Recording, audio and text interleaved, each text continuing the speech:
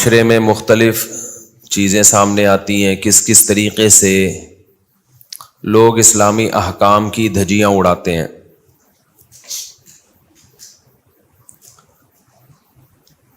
تو اس لیے بار بار یہی آیت میں تلاوت کرتا ہوں کیونکہ یہ بہت جامع آیت ہے۔ یا ایھا الذین آمنوا ادخلوا فی السلم کافہ، اے ایمان والو اسلام میں مکمل داخل ہو جاؤ۔ ولا تتبعوا خطوات الشیطان، شیطان کے راستوں کی پیروی مت کرو۔ کیا مطلب اس آیت سے ہمیں پتہ چلتا ہے کہ شیطان جیسے غیر مسلم کے اسلام میں داخلے میں رکاوٹ بنتا ہے، تو جو مسلم ہے، مسلمان ہے، اس کے اسلام میں مکمل داخلے میں بھی منع کرتا ہے، روکتا ہے۔ مکمل داخلے میں روکنے کے لیے بہت سارے حربے استعمال کرتا ہے۔ یعنی ایک شخص اگر اللہ کو مانتا ہے، اللہ کے رسول کو مانتا ہے، قرآن کو آخری کتاب مانتا ہے، تو ایسا نہیں ہوتا کہ شیطان اب ہاتھ پہ ہاتھ رکھ کے بیٹھ جائے کہ چلو جی اب تو یہ بندہ، یہ کسٹمر میرے ہاتھ سے نکل گیا۔ نہ،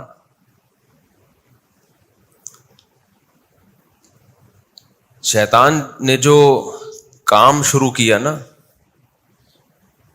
جو اسٹرگل کر رہا ہے، وہ اس اسٹرگل پہ اس کو جو موٹیویشن مل رہی ہے، دیکھو اتنی ہارڈ ورکنگ دنیا میں کوئی نہیں کرتا جتنی کون کر رہا ہے؟ شیطان۔ تو سوال پیدا ہوتا ہے کہ انسان جب بھی دنیا میں کوئی کام کرتا ہے، اس کے پیچھے یا تو کوئی لالچ ہوتی ہے یا کوئی خوف ہوتا ہے۔ عام طور پہ آپ صبح صبح آفس جاتے ہیں، محنت کرتے ہیں، کیوں محنت کرتے ہیں بھائی؟ آپ کو مہینے کے آخر میں تنخواہ ملے گی، پیسے مل رہے ہیں نا۔ بعض دفعہ خوف ہوتا ہے، آپ اس لیے بھی جاتے ہیں کہ نہیں گئے تو تنخواہ نہیں ملے گی، ایک خوف ہے کہ مہنگائی میں سروائیو کیسے کریں گے، کھائیں گے کہاں سے، پیئیں گے کہاں سے، گھر بار کیسے چلائیں گے، یہ خوف ہے۔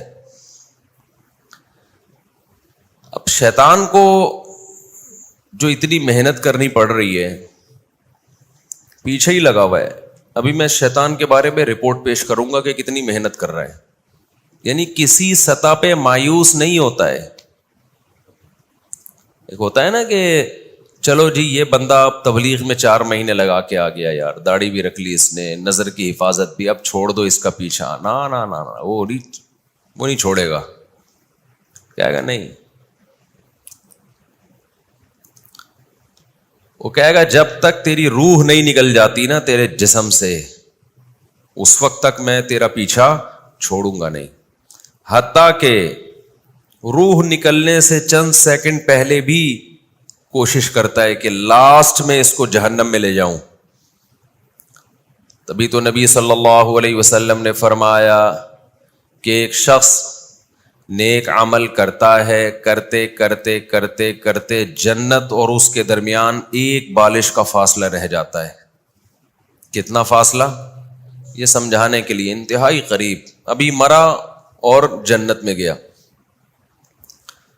شیطان اپنا کام کرتا ہے اور جنت کے انتہائی قریب پہنچنے کے بعد یعمل عمل اہل النار، وہ عمل کرنے لگتا ہے جو جہنمیوں کے ہیں، اور بالآخر کہاں چلا جاتا ہے؟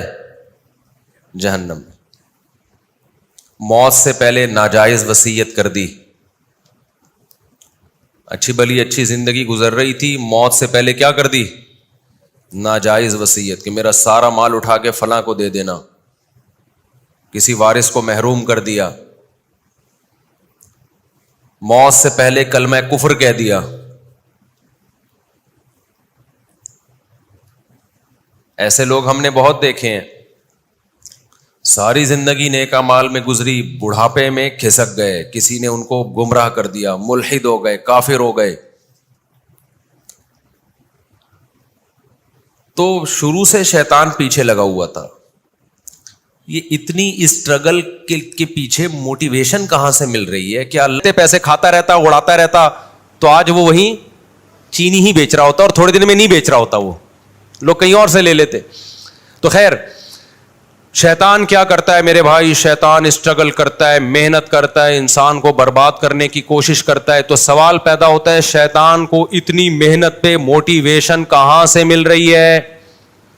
ہمیں تو موٹیویشن ملتی ہے کسی کا خوف ہوتا ہے یا کوئی لالچ, اس لالچ یا خوف سے ہم کام کرتے ہیں.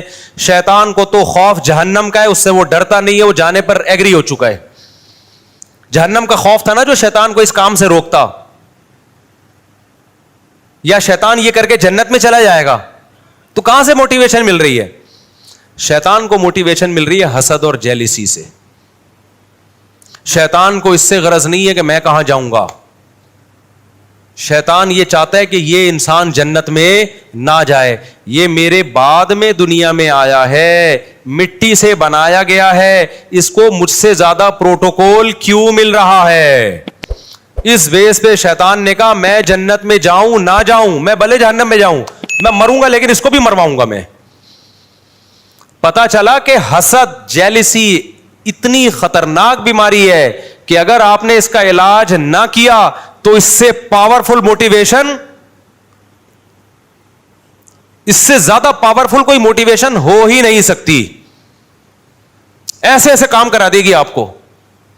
اور یہ آج بھی ہے. آپ کو جب کسی سے, یہ مذہبی اسکالرز میں بھی ہوتی ہے, یہ ڈاکٹروں میں بھی ہوتی ہے, یہ مولاناؤں میں بھی ہوتی ہے, یہ مفتیوں میں بھی ہوتی ہے, یہ اماموں میں بھی ہوتی ہے, یہ غریبوں میں بھی ہوتی ہے, یہ مالداروں میں بھی ہوتی ہے, یہ ہر طبقے میں ہے. جیلسی, حسد کہ وہ مجھ سے آگے کیوں نکل گیا. سمجھتے ہو کہ نہیں سمجھتے؟ وہیں سے انسان مخالفت پہ ٹھان لیتا ہے. پھر حق اور باطل نہیں دیکھتا, بس یہ دیکھتا ہے سامنے والے کو نیچا کیسے گرانا ہے میں نے. سمجھتے ہو کہ نہیں سمجھتے؟ تو بھائی ہم دوسرے کے دل میں جو آپ کے خلاف حسد ہے وہ تو ختم, اس کے بھی کچھ ٹوٹکے ہیں, نسخے ہیں, وہ تو ختم بہت مشکل ہے. آپ کم از کم اپنے دل میں دوسرے کے لیے حسد نہ رکھو, ورنہ آپ کا نقصان ہے. شیطان نے ہم سے حسد کر کے ہمارا تو بیڑا غرق کیا, اپنا زیادہ کیا ہے. کیونکہ ہم میں پھر بھی چانس ہے بچ جائیں, جہنم میں نہ جائیں, ہم چانس ہے شیطان کے شر سے نکل جائیں, یا شیطان ہم سے گناہ کروا دے, ہم توبہ کر کے معاف کروا لیں, یہ چانسز ہیں. شیطان کے پاس یہ آپشن نہیں ہے, وہ پکا جہنمی ہے.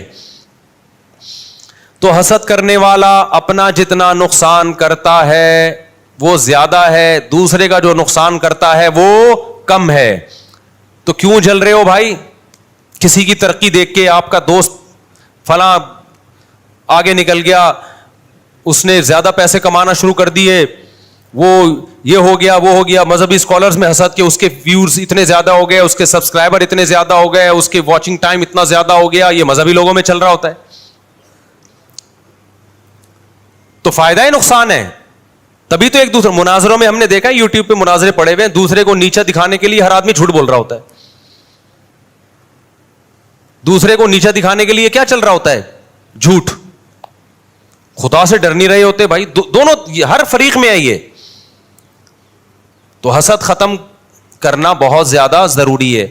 تو میں جو بیان لے کے چلا تھا نا وہ حسد پہ نہیں تھا, وہ جو بیان میں لے کے چلا تھا نا وہ کیا تھا یار, شروع میں جو میں نے آیتیں پڑھی تھی, بس میں 2 منٹ میں سمیٹتا ہوں اس کو.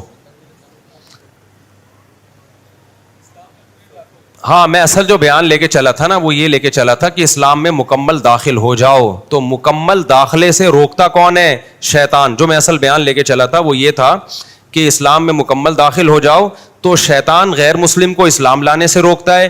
جو لوگ اسلام میں داخل ہو چکے ہیں ان کو آخری دم تک مکمل اسلام میں داخلے سے روکتا ہے. اور جو مکمل اسلام میں داخل ہو چکے ہیں ان کو شیطان کوشش کرتا ہے کہ ان کو ریورس کرے وہ کسی بھی طریقے سے.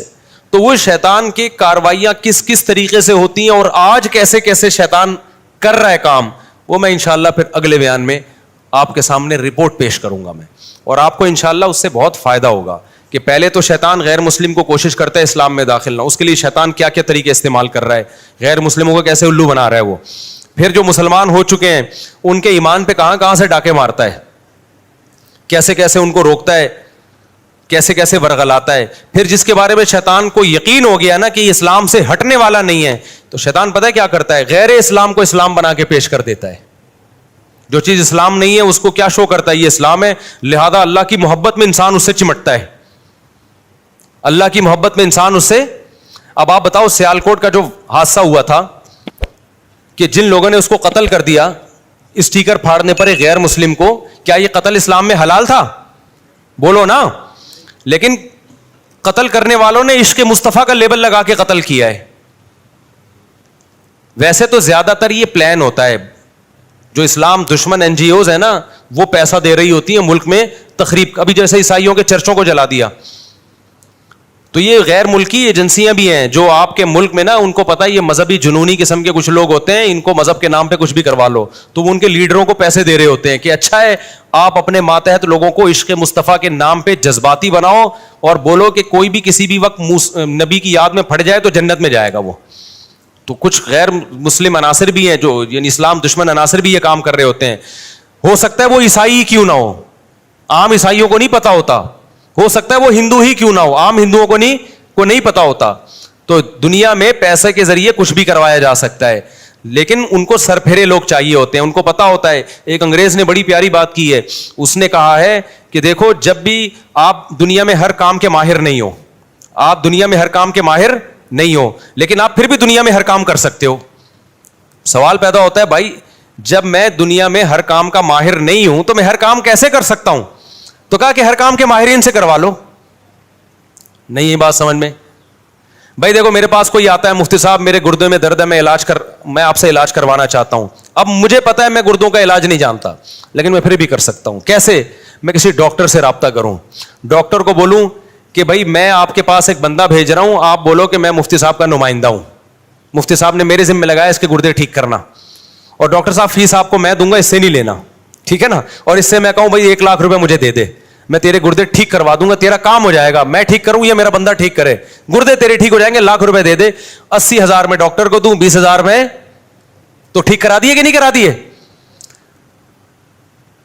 اب میرے پاس لوگ آتے ہیں شادی کرا دو, میں تو نہیں کراتا, لیکن میں ان لوگوں کی نام لے ان کا نام لے دوں, رفیع بھائی کا, میں ان سے ان کی بات چلایا بھائی یہ کراتے ہیں, کراتے یہ ہیں, ثواب کس کو مل رہا ہوتا ہے؟ نام ہمارا استعمال ہو رہا ہوتا ہے. اب میرے پاس کوئی بندہ آتا ہے کہ جی مجھے کوئی عمارت بنوانی ہے, میں کہتا ہوں وہ فلانا, لیکن میں پیسے نہیں لے رہا ہوتا ان چیزوں کے, میں اور آیا بھی نہ کریں ان کاموں کے لیے, میں تو ایک مثال دے رہا ہوں. تو اب مجھے ایک بات بتاؤ, وہ ایک انگریز نے ایک بات لکھی ہے کہ آپ دنیا کا ہر کام کر سکتے ہو. کیوں؟ آپ ہر کام کے ایکسپرٹ نہیں ہو, لیکن دنیا میں ہر کام کے ایکسپرٹ موجود ہیں, ان سے کروا سکتے ہو آپ. اب سوال پیدا تو ان سے ہم کیسے کروائیں؟ کچھ کام ایسے ہوتے ہیں جو آسان نہیں ہوتے. تو اس گورے کی بات ہے, دیکھو ہر شخص کو کچھ نہ کچھ چاہیے, آپ اس کی چاہت اس کو دے دو گے وہ آپ کا کام کر دے گا. تو اس گورے کے الفاظ ہیں, کچھ لوگوں کی چاہت پیسہ ہوتی ہے, ان کو پیسہ دو جو چاہے کرا لو. کچھ لوگوں کی چاہت ہوتی ہے, کوئی ان کو رشتہ چاہیے ہوتا ہے نا, عشق ہوا ہوتا ہے, آپ ان کو گارنٹی دلاؤ تیری یہاں شادی کرا دوں گا, وہ سب کچھ کرنے کے لیے تیار ہو جائے گا. اس کے بعد میرے پاس بڑے واقعات ہیں, ایسا کیا بھی ہے لوگوں نے. تیسرا, کچھ لوگ, گورے کے الفاظ ہیں, کچھ لوگوں کی چاہت جنت ہے, آپ جنت کی لالچ میں ان سے کچھ بھی کروا سکتے ہو, بس آپ ان کے دماغ میں یہ ڈال دو کسی طریقے سے کہ یہ کرنے سے تجھے جنت ملے گی. اب اس کے دماغ میں آئے گا کہاں سے بھئی الٹا کام کرنے سے تمہیں جنت ملے گی, یہ بات اس کے دماغ قبول نہیں کرے گا. تو اس نے کہا یہ کام مذہبی اسکالر سے ہوگا, کیونکہ یہ جن مذہبی اسکالرز کو سنتا ہے ان کو پیسے کھلا کے یہ نکلوا لو ان کی زبان سے کہ یہ فلاں بندے کو تو مارے گا تو تجھے کیا ملے گی؟ جنت ملے گی.